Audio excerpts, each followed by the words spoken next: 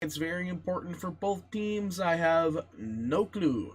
But from what I understand and from what I've been told, is that this game is very important for both teams. So I'm sure that both of these teams will be playing at their finest, whereas I too will be casting at my finest, as fine as I could do in 3 in the morning. So, and then you'll deal with me later when I cast NA Dota at 1700. Someone just fired a firework outside my house. I don't know if you guys heard that, but that was a legit firework at 3 in the morning. Must be somebody's birthday. Good thing you guys didn't hear that, though. Actually, you know what? It might have been our mortar, now that I think about it. We have a mortar launcher at my house. It could be my mortar, but I don't know who'd be up at 3 in the morning shooting our mortars. So, anyway, ladies and gents, welcome to game number 1. Team 5, SeTH Gaming. And from what I'm told, very important game. Let's go ahead and go over the first set of bans and picks and stuff like that. So for Team 5, let's go ahead and ban out the Clockwork Sand King and the Tony. For SeTH Gaming, they ban out the Night Stalker, which, you know, has seen some weird sort of resurgence into Dota 2. It seems like a lot of people have been picking up Night Stalker as that weird utility 4, and it's been doing a really great job. It looks like SeTH just banned out a lot of utility and roaming fours from Team 5. They banned out the Naga Siren, which has been a really great position 4, position 5 this patch. Usually pair her up with the Naga Song into the Meteor Hammer, dealing some extreme amounts of damage to enemy forces and stuff like that. Plus it offers decent roaming potential in the early, with a net being basically pure, and so on and so forth. The next vet is Tusk, which is basically in the same pool. Throws down his Q and leaves the target in a bound area. Snowball to the face, and level 6, a big old punch to the face. Anyway, so it looks like SeTH Gaming banned out 4s, Team 5 banned out 2 4s, and then Tony, which can be played as a 3-4 or a 1. No, it actually can be a mid too, so it's 1 through 4, this patch, Tony. But first pick is going to be Bounty Hunter, which also has seen some good resurgence that allows teams to get some recovery gold as usual. So, Bounty Hunter's a pretty good pick. I can't say it's pretty high up on the strategic pick list. Definitely not over Omni Knight nor Razor. Omni Knight being one of, I think, from what I've been told, the best, actually, position 3 in this current patch. But it might be proven wrong because I've been seeing a lot more position 3s do a lot better than Omni Knight this patch, but that's also because Omni Knight in this patch has been banned out quite a bit in most games.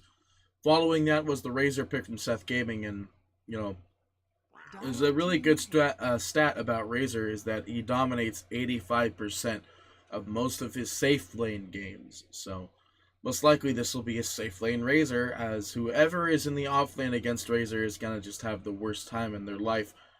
Next to that is the Shadow Shaman. We haven't seen that in a while. Shadow Shaman used to be spammed all the time in pub games, and by teams who picked Shadow Shaman instead of some other strategic thing. I feel like Shadow Shaman in most cases is now a very bait-like hero, where you pick up something like Shaman and that's kind of baity, but at the same time, Shaman's got some great roaming potential. He's got an excellent nuke at level 1 even. It deals so much damage. And then, obviously, he doesn't go for it at level 1, though. He goes for Shackles at level 1 with Orb of Venom, hopefully. Orb of Venom, though, isn't needed. They have a Bounty Hunter anyway. 5 seconds remaining. But, yeah, Shadow Shaman most likely. Gonna go for Shackles in the early here. So then after that, we did have the second ban phase. Gyro's gonna make the first ban phase. Shadow Friend and Tinker in the second ban phase. And Batrider. So it looks like SeTH Gaming might be going for some very target-specific bans, as it seems Team 5 is trying to figure out what they want to pick, whereas SeTH know exactly what they're picking and banning, with that being 142 seconds, or 1 minute, 42 seconds reserve time.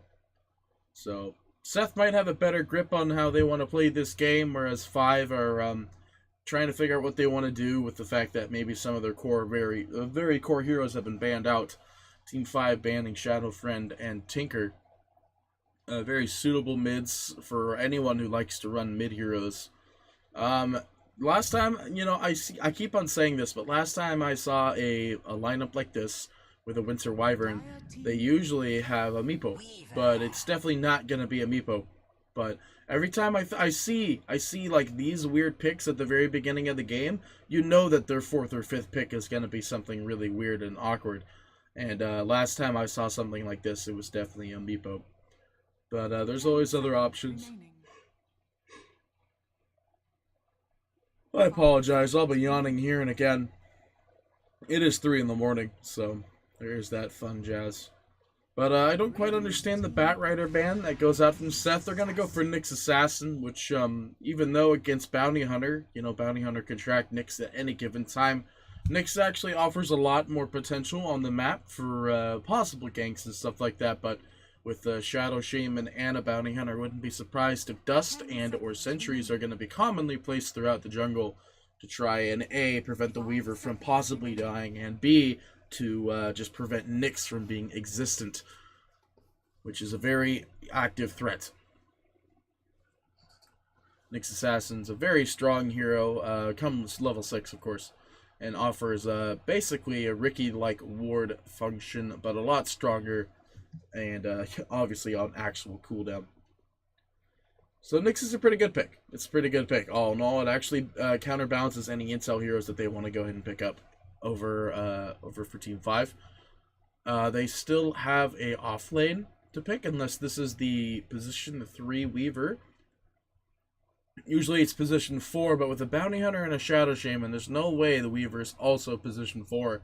And the Bounty Hunter's a 3, so it's definitely not the case here. Tidehunter is still available as well. It's one of the most suitable off-lane heroes, most likely in this scenario.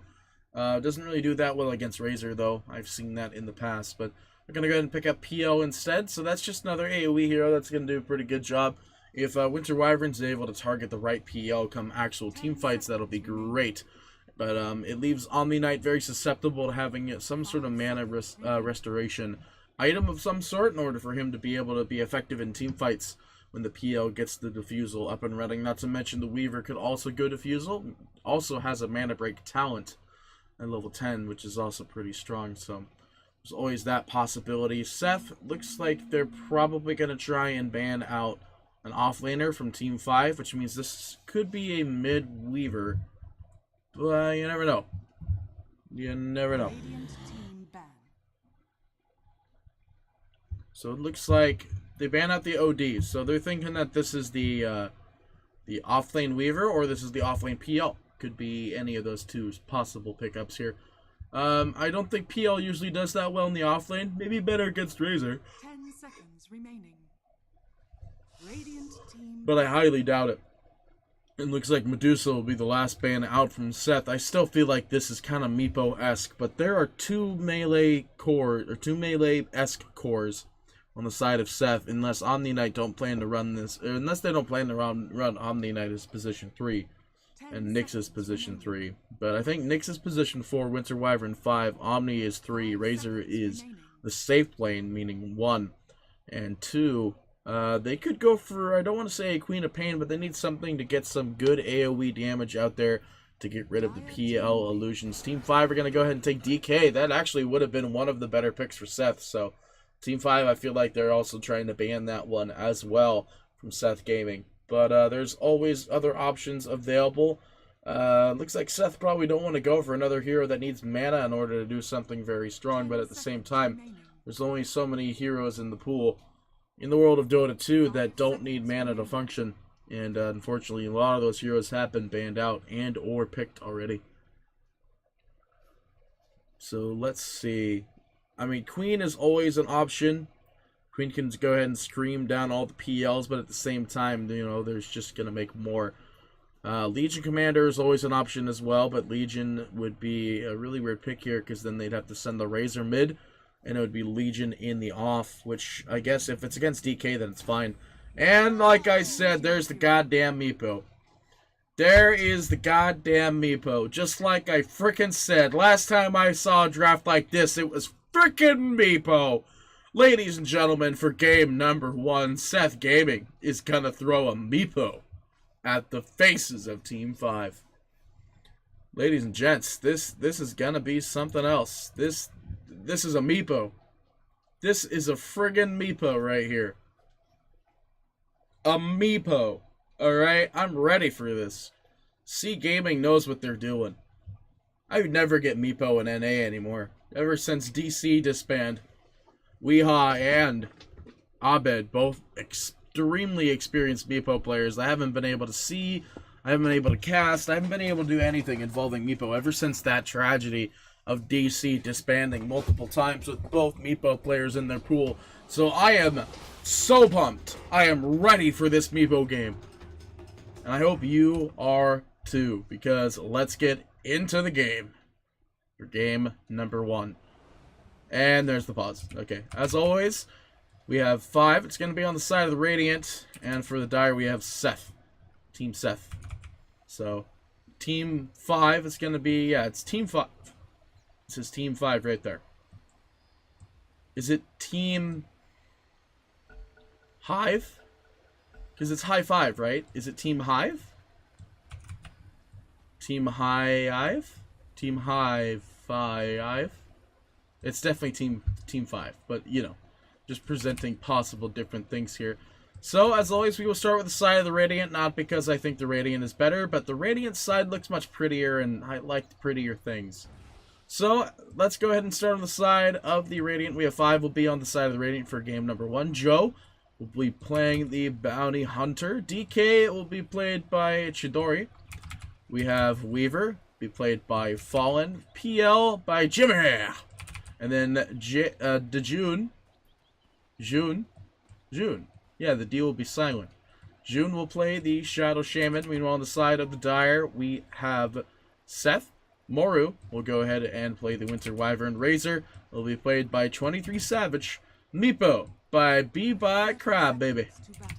Omni Knight will be piloted by Basami. And Nyx Assassin by Boombell. It looks like we have a lineup here that Joe... Do they have sentries? Yeah, there's a sentry and an obs on this Nyx Assassin, so this bounty hunter should not walk up this hill. And he is unfortunately going to do exactly that, but they're going to fight for the rune, and Bounty's going to get it. Are they going to get theirs, though? They're like, why don't you check in your rune? Well, I mean, nobody's there. Little did they know Joe was right there. Nyx Assassin looking for the sentry placement. Joe's going to re-invis, so looks like the sentry is not going down. Boomshell, quite unfortunate. Boots first, actually. I've seen this only a couple of times. Sentry ward thrown down in the mid. Unfortunately, the observer ward that is heavily benefiting them is placed on the other side. If they were smart, they saw where the sentry ward was placed. Joe has that sentry ward to counteract in the mid here. It looks like Joe's going to walk up over. Be-bye. He is going to be spotted, but at the same time, stun is available from the Nyx. There goes the stun. Fortunately, there's no poof available from Meepo, so not going to get that one away. Joe, maybe he'll stick around. He's going to maybe quell the sentry when it comes time. Yep, there goes the sentry. Both sentries have been immediately quelled. So, are we calling out another courier with more sentries? We are indeed. We are indeed. At least the Nyx is. Nyx understands that this bounty hunter early will present a lot of issues for the mid.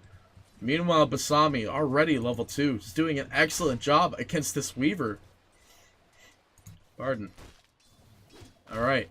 Lining up for a possible kill here on the bottom. Joe hanging out.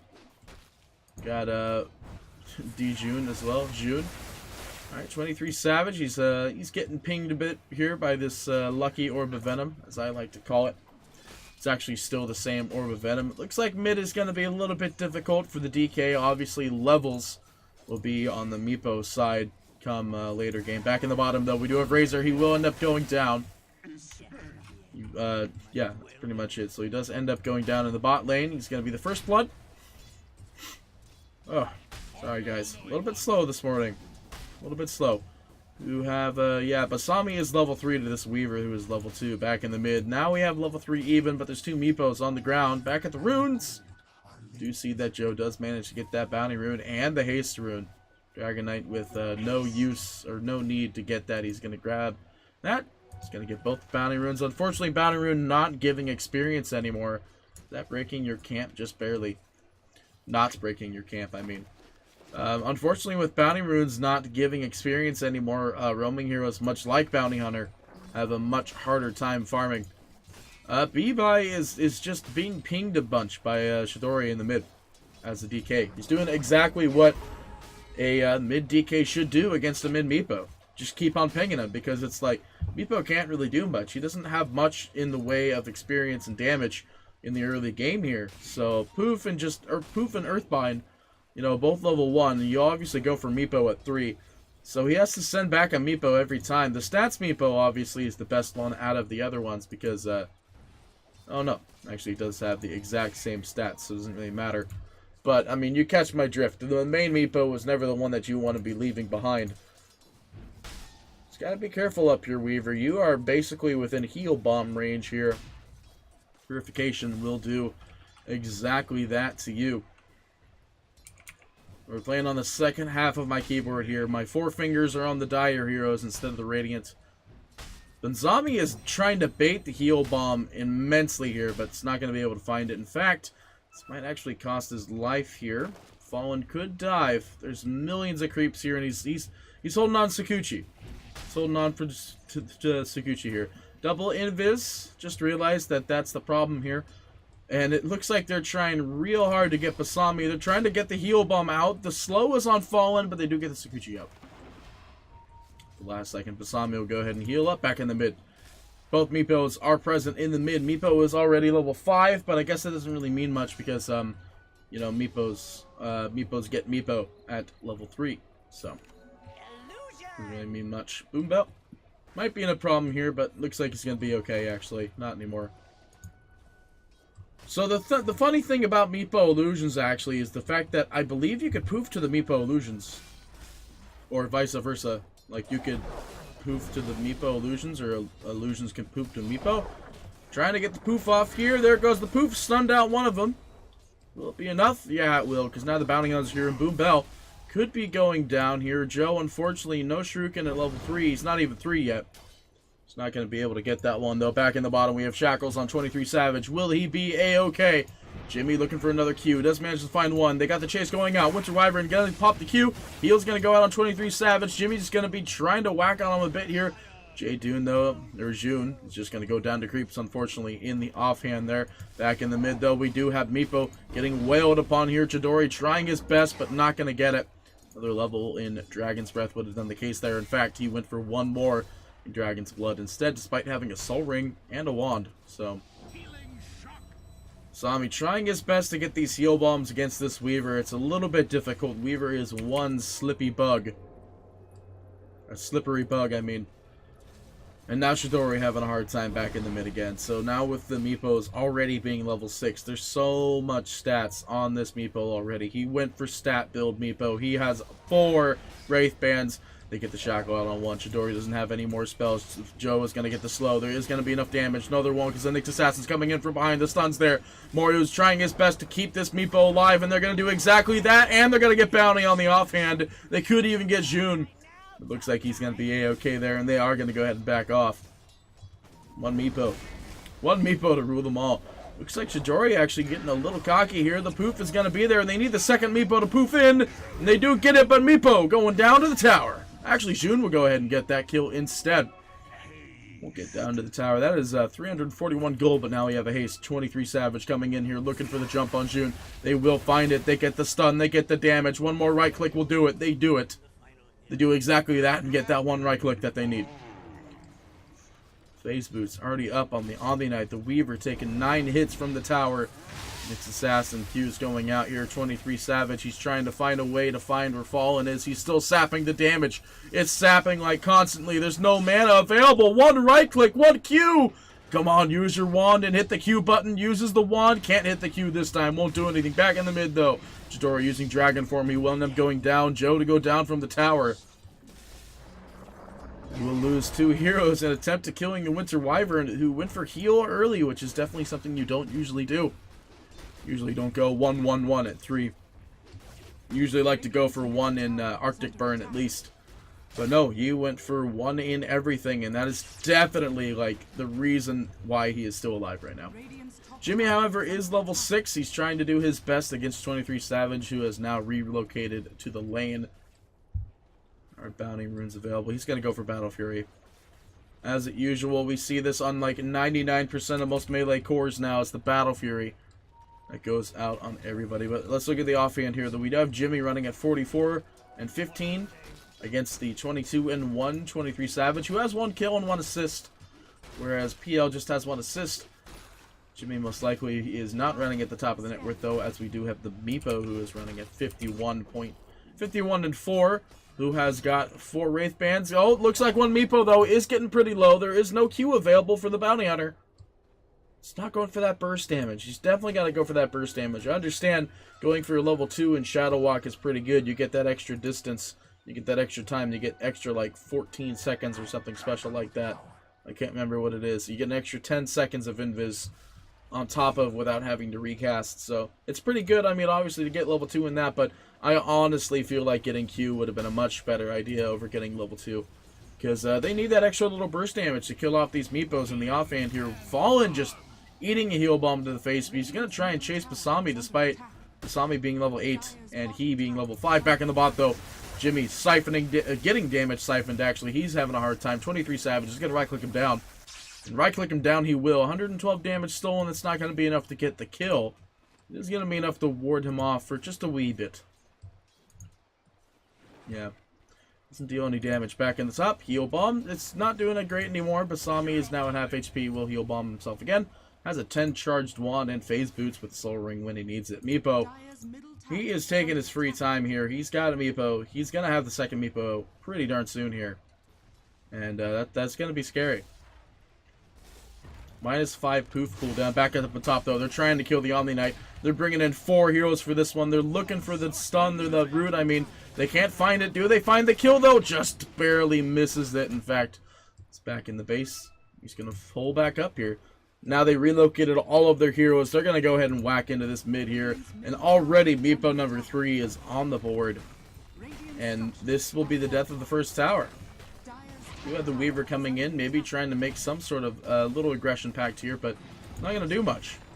Doesn't even have Q available. So it looks like they're going to just try and trade towers here. The DK dedicating ultimate for the top tower. They're trying their best here. No boots of travel available. Joe is coming in there, and looks like they're just whacking the creeps off here. Easy free gold for Seth. Easy free gold for Mappo. They do trade towers, however. The fortification was still available for top, I believe. Yeah, they did not fortify the structures, so they could have bought more time. But speaking of time, they need some because as they're going to lose bot tower here to this Razor. Seth is doing a pretty good job making space for this Meepo, splitting up and doing splitting stuff. Looks like a Silver's Edge is going to be the next thing for Meepo. It's just another stat item. It's going to do pretty good. In fact, it does disable the passive of both Juxtapose and Phantom Rush. So, it's going to be pretty good. Let's go ahead and look at the net worth chart, though. As shocker, we do see the Meepo at the top of the net worth. Looks like TP interrupted by Joe. He finally has that spec and Shuriken toss. It's pretty good. Pretty good, you know. Is he's still tormenting this Meepo. He's just chilling. If this guy's played Meepo before, and obviously if they picked it, he knows what he's doing. He knows that he's not getting the amount of experience that 2 Meepos would be giving. Looks like they're trying to bait the Courier too. Nope, Courier's going to be A-okay. Bounty Hunter just stalking him pretty hard. He's doing a pretty good job of stalking, and stock. So Jimmy unfortunately did not read the situation that well in bottom. He just has no levels in Doppel. Doppel's a pretty important thing. June will pay with his life to save this PL. Bounty Hunter. Oh no, he walks right on top of a sentry. This is a poof into the face of death, as he will die. So, quite unfortunate for him. Let's go ahead and look at the top of the net worth, though. We do have the Meepo. At the top of the net worth, running at 6.9. He already has the Shadow Blade. He is scary. He is scary. Next to that, we do have the PL, who is running at 5,000 even, working on that Battle Fury. DK running at 4.3. Actually, the Razor now leading on the net worth there. He actually wasn't there before. But DK is going to go for the Armlet, running at 4.5. We have the Razor running at 4.7 once I find the button that he's linked to. Oh, poor PO. He's not netted and deaded yet, but looks like they're going to get the Shackle out on the B-Buy. B-Buy, oh, he does manage to go down. And with that being the case, no, actually, Heal Bomb comes in. Hex going out on the Boombani. Or Basami, I mean. Looks like the Winter Wyvern will go ahead and confirm the death of Jamal. Vulnerability will go down. No, not vulnerability. There is no GA available here. Heal Bomb looking for it. They find the Heal Bomb. Will they kill the Weaver? They will. They're going to find Joe, though. On top of that, Chidori will go ahead and kill off Moru. Joe trying to get some track speed. Quicker that whoever the track person is gets to him, just the quicker he'll run away. But it's actually Bombell that's track, so it's not going to matter. Not going to matter. It don't matter. Don't matter. They killed the Meepo, though. That's the big thing. They got the Meepo. Radiant's bottom tower is under attack. At what cost? Not much. Not much. They didn't lose much for it. Next to that, though, like I was saying, the Razor is next on the top of the net worth there. He is actually going to go for a Yules into an SNY. It's definitely, I don't think the Yules is standard, but I definitely know the SNY is pretty standard, so not surprised about that one. Next that we have is the it's the Omni Knight. Running next to the net worth there. He has drums, soul ring, so on and so forth. Winter Wyvern. He is being stalked so hard, and there's the Invis. And the Winter Wyvern ult, unfortunately, will only land on one. Poison damage to go out. Joe's going to be slowly inflicting himself. Moru trying to get out. Has the track. The immunity will go down. Purges everything. In comes the Meepo. The triple stun coming from Sand King. Sand King, not Sand King. Mixed Assassin. I meant the Impale. I'm tired. Anyway, it looks like the game is pretty much going in this Meepo's favor, and this is exactly what the Meepo would want. Bounty Hunter's doing a pretty darn good job of dying. He is doing his best, though. He's tracking as many targets as he humanly can. He is going to walk on top of a sentry that he knows is there. It's actually his that's up there, though. Gonna go ahead and defend atop. They fortify the dire creeps, actually, for the mid tower, as the mid tower almost gets denied, actually. I think if Moru waited to deny that, it would have happened. And this guy's trying to... The Shaman is trying to deny his words with his other words. Up on top, though, DK will go down to B-Buy. Looking for the stun. There's the DD on Joe. He's tracked up B-Buy, and B-Buy, bye-bye. He will go. Gets the bonus gold. Joe doing a pretty good job of tracking. Yeah, look at that. 700 gold. Just from a track. That's like way more than the hero was actually worth. It was 331. That's how much the hero was worth. And track gave it like 500 gold. It's ridiculous. How much is it? It's 150 for self, 40 for allies. Plus on how many allies were nearby. So it's like, let's see, there was at least like 3 heroes there.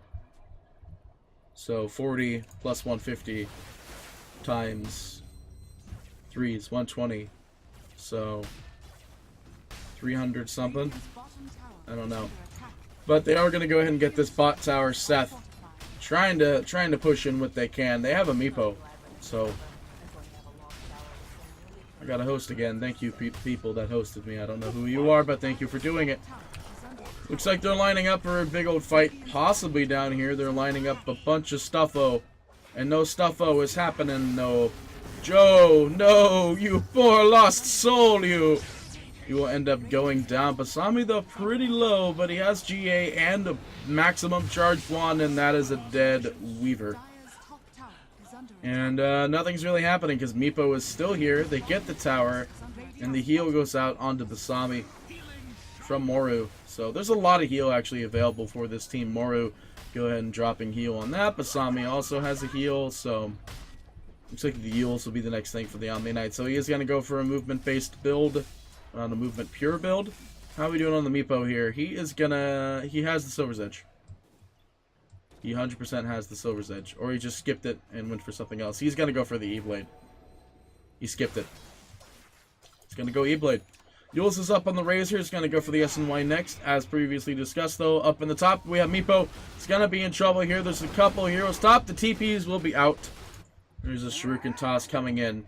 Let's go ahead and see when it lands. And there it is. There's the toss, and right in the face. That's funny. I love it when things just travel halfway across the map. It makes me feel better inside. Not really. I don't know why I said that. I'm just being weird. I could do that too, though. Meepo is gonna pick up the E-Blade. Makes him pretty scary. Pretty scary, actually. He is running at 10.5. Top of the net worth, though. Next to the PL is actually running with the Battle Fury. Working on his SNY. Or not SNY, his Mantha. Could go SNY if he really wanted to. Bounty Hunter running around. He's got a 4-staff next on his to-do list. Double damage is going to be picked up from Mappo. And only affects the Mappo of which picked it up. So, or the main Mappo, pardon. So the thing is that I remember that Aghanim Scepter used to give Mappo another Mappo. I can't remember if it does that still.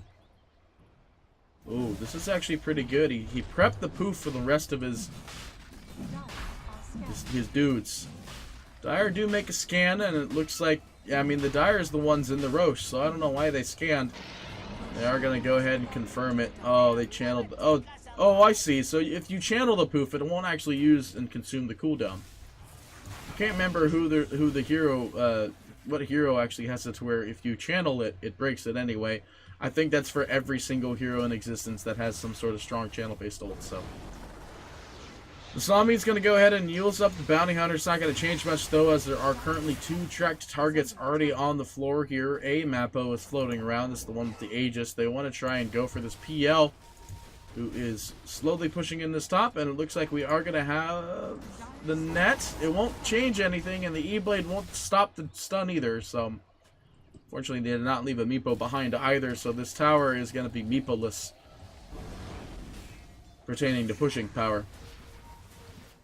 Another track going out from Joe. He's doing a pretty good job making sure that they can see everybody here. I mean, of course, it doesn't give vision, it's just the dot of which it is. It's carrying 708 gold, look at that. Meepo just finished his E-Blade, he already has a Blink Dagger. This is ridiculous. Look at how much gold he's getting. He's already got it. Look at how farm this Meepo is. 12k at 20 minutes. This guy is a Meepo player. What's going on? This guy knows how to play Meepo. Are they gonna ban? What if they don't ban Meepo next game and this guy plays Meepo again? Bounce, bounce. Pretty good. There's the Yules though. That'll pull that will purge the track. Maybe that's why they're going mass Yules. I mean, I doubt that's a good... Wow, look at this. The whole entire Dire team is tracked. They know exactly where the Dire team is right now. Except for, you know, the Mappo, who is now in the lane. Meteor Hammer picked up, as well as some smoke on the Nyx Assassin. The Aegis is still running on this Meepo, which I can't find the right one. There he is. Yeah, they're just gonna... Look at the track, though. Like, this bounty is keeping it going here. He is tracking every target he could find. And now he's going to pay for it, though, as he is netted. Going to most likely go down here. He will be the first one to fall in this transaction. The stun from the Dragon Knight, as well as his ultimate goes out. He's got the armlet active. There's the Shaman Worlds going down. The GA will drop as well, so no one's dying today as Omni Knight jumps into the fray. Looks like they're going to go for a lot more death here on top of that. Meepo doing his best. It's going to be the Weaver. He's going to go ahead and recall, trying his best to try and get out here now. It is going to be the Meepo. He still has Aegis available. He's got one Meepo pretty darn low here. And they're running back the Meepo here. The PL is actually split pushing. Has the ability to TP out when need be. And now they're TPing in the Bounty Hunter. They're going to try and find that low Meepo. And unfortunately, they all just left. To get the PL up in the top. The Aegis has been expended, actually. Jimmy, will he be able to get out? He used his doppelganger. They're looking for the net. They're looking for the ult. Do they find him? No, they don't. Winter Wyvern did not manage to get the ultimate off in time. Do they get the Bounty Hunter, though? No, they don't know. They don't know. Nyx Assassin picked it up, so they know that the Nyx's ult is up and running at the moment. He's only level 11, though, so it's definitely not the double ult time. Aghanim Scepter is actually going to be the pickup for the Weaver next, so this is what I was talking about. Like, this could be the 4 or the 5 Weaver, but this is actually weird. This is the weird 3 Weaver that I was talking about. Hang on. Nyx Assassin. Lighting up a strike here. He's got pretty low, but Joe's coming in as well. Bombell. He's going to get tracked up, so... oh well. But anyway, this is exactly what I was talking about. This could be the position 4 or 5 Weaver. This is actually the position 3 offlane Weaver build, where you see the Medallion of Courage. So the Medallion actually gives armor to the Weaver. And then on top of that, he's got a Ring of Aquila, which is just an optional pickup for the offlane Weaver. But the Aghanim Scepter build is actually super good, especially in this scenario where there are certain heroes that, when in a team fight, need to be just rearmed or reset. Weaver can give them that possibility.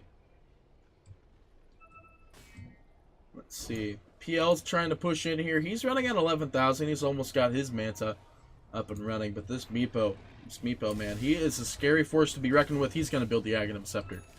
Let's go ahead and figure out everything here. So he does get another Mappo.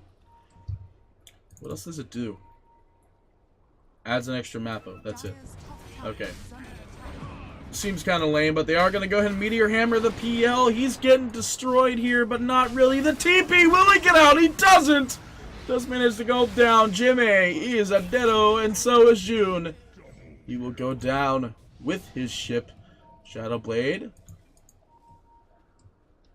BB. B-Bye. Nope. It's trying to... oh, there goes the courier, though. Had a raw TP in it. Raw TP.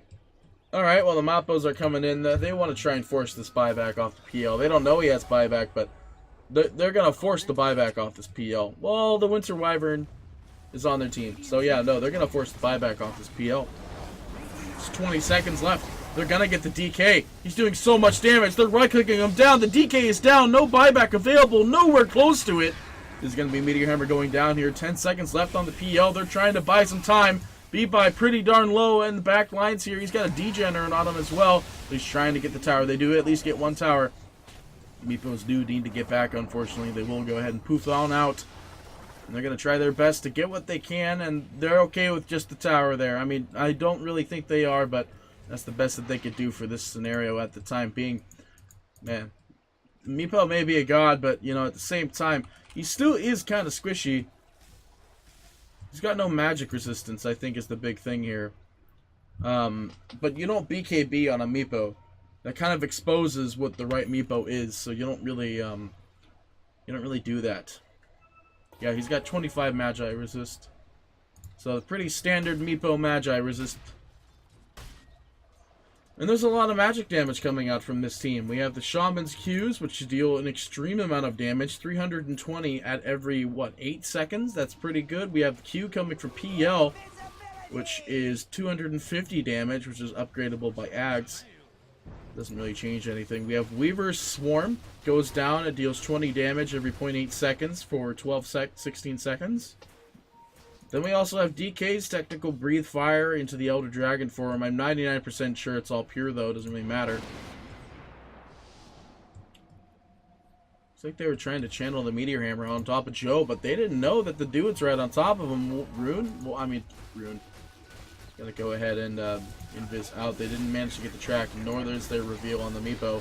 It's the one hero that wouldn't carry reveal anyway. Double damage. Yeah.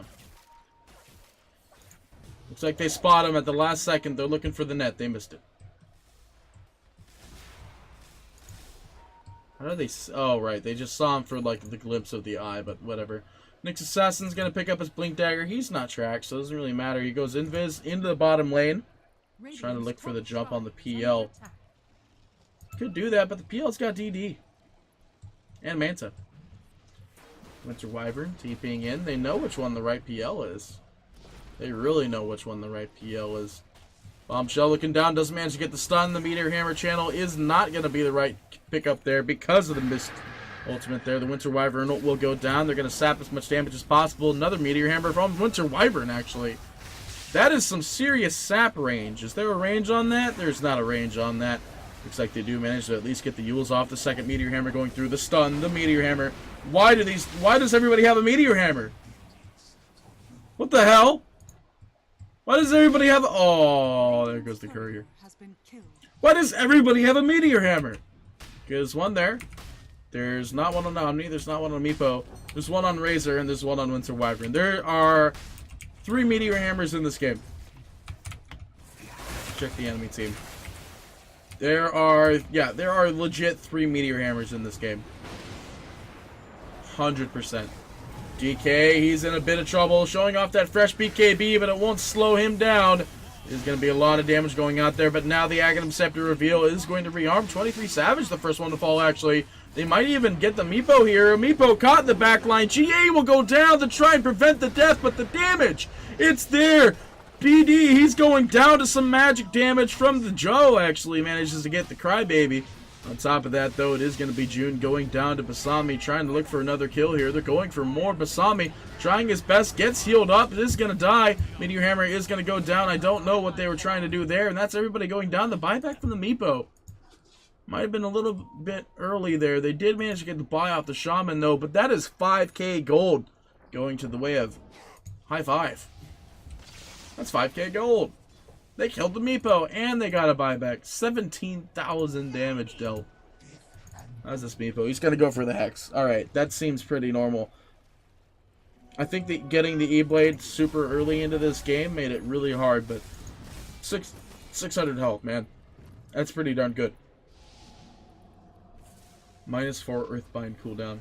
Well, that's his Q. Duration is 2 seconds. Yeah, no, he can multi-pop it if he wants, and he's going to try and multi-pop Chidori. Tracked up, though. He's scared now. He's scared now. He's tracked. He doesn't want to fight. They track another Meepo looking for the net. Can't find the net. Another track going out. A golden thread. So this is a scary part for Meepo here. He realized he's now realized he's died a couple of times. He's died 4 times. He has 6 kills or 8 kills. He's been a part of 6, so he's been there for a large percentage of kills. Tracked up. Are they going to find the bounty? The reveal is there, but are they going to continue is the question. Looks like they really can't. That movement speed talent, I believe. Yeah, 30 movement speed. Pretty good. Slowed up, though. He's going to be brought up into the sky. The stun, the counter track, the death. The death? The death. There he goes. And they're going to go ahead and take this Roshan. This Roshan, yeah, they're pinging him out. He's like, hey, this Meepo, 661 gold. That's interesting. There's a cheese just sitting there on the ground. There's also a regen rune.